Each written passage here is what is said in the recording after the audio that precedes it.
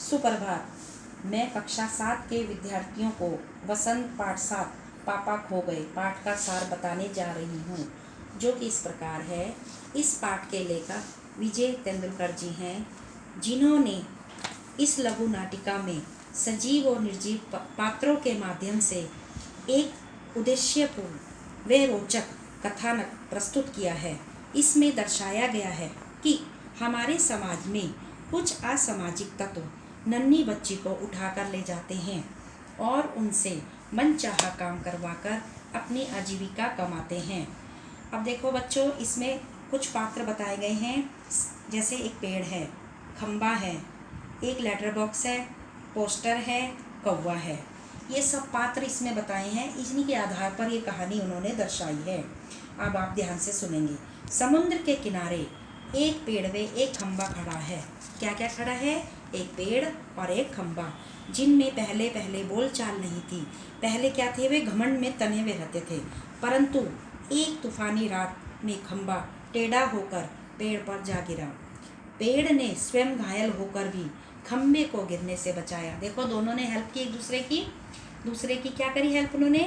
कि उसे बचाया, जबकि वे खुद भी चोट लग गई थी, उसे घायल हो गया था, फिर भी उसने उस पेड़ को बचाया, जिससे दोनों में गहरी दोस्ती हो गई। उस पेड़ के दूसरी ओर एक लाल लेटर बॉक्स था वहाँ पर, जिसमें चिट्ठियाँ डालते हैं। वहाँ पे सभी गांव के लोग आते थे और अपनी अपनी चिट्ठियाँ एक दूसरे के लिए भेजते थे, इस लेटर बॉक्स में डाल देते थे। वह लेटर बॉक्स लाल रंग का था, इसलिए उसे लाल ताऊ का नाम दिया गया है। जो पढ़ा लिखा था, हंसमुख था, प्राय लोगों की चिट्ठियाँ चोरी चोरी पढ़ता था। क्या करता था लेटर बॉक्स? उसमें से जो चिट्ठियाँ जो भी डालते थे वे चोरी चोरी पढ़ता था और रात के समय भजन और गाने गुनगुनाता था। सामने की दीवार पर एक पोस्टर चिपका हुआ था, जो टेढ़ा था। वो टेढ़ा क्यों होता था? हवा से। हवा जब होती थी या आंधी चलती थी तो वो हिलता था।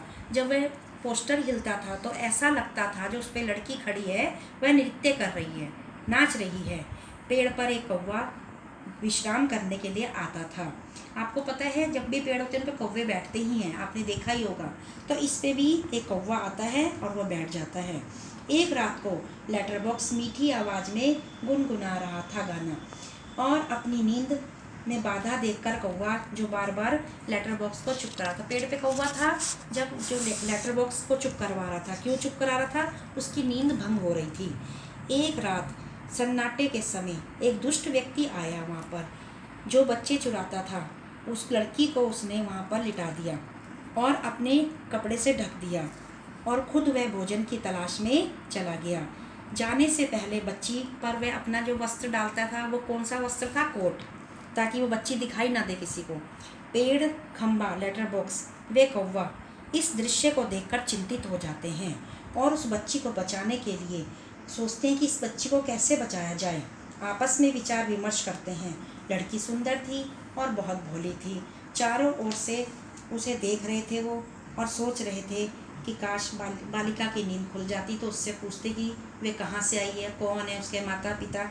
जब वो आपस में बातचीत कर रहे थे तो उसकी बातचीत को सुनकर लड़की की नींद खुल जाती है, और वे आवाज़ें सुनकर पहले तो हैरान होती है।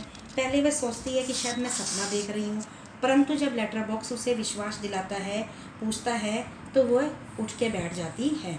लेकिन वह बहुत अचानक उसमें हो जाती है हैरान कि भाई ये क्या हो गया, कैसे बोल रहे हैं। उसे यकीन नहीं आ रहा था।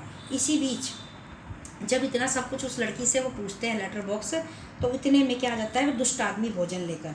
कौन सा दुष्ट आदमी? जो उसे पकड़ के वहाँ लिटा गया था, सुला कर गया था ना वो उसके खाने की भोजन की तलाश में। अब वो जब आया तो वह सब छुप गए अपने अपने, बच्ची भी छुप गई। परंतु बच्ची को जब उसने लेटर बॉक्स के पीछे छुपा दिया आपस में, तो उसके बाद क्या हुआ? उस आदमी ने क्या देखा, लड़की कहाँ चली गई है। वह हैरान हो गया कि मैं तो लड़की को यहाँ पे छोड़ के गया था। वह ढूंढने लगा, परंतु उसे लड़की दिखाई नहीं दी।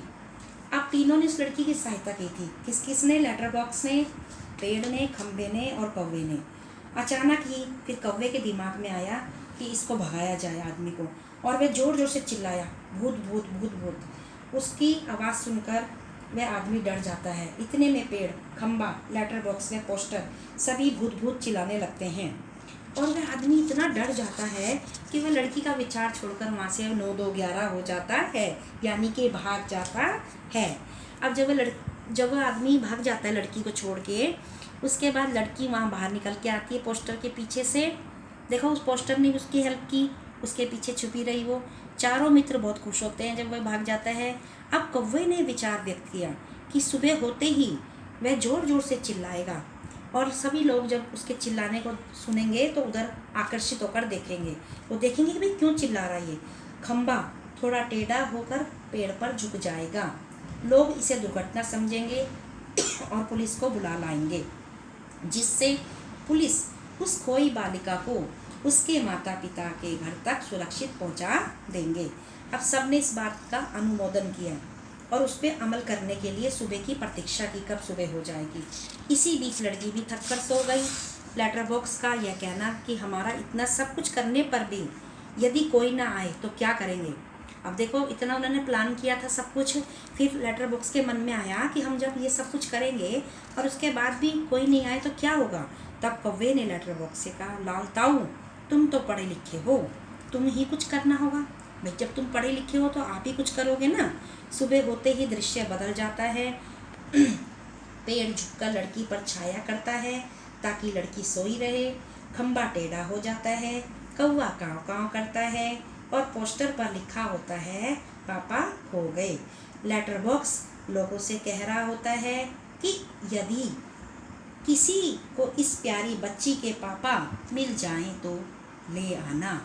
देखो बच्चों, ये कहानी का सार हमने आपको बताया, आपको समझ में आया होगा। मैं उम्मीद करती हूँ आप मेरी बात को ध्यान से सुनेंगे और आपको मेरा ये तरीका पसंद आया होगा। और इसी के साथ धन्यवाद।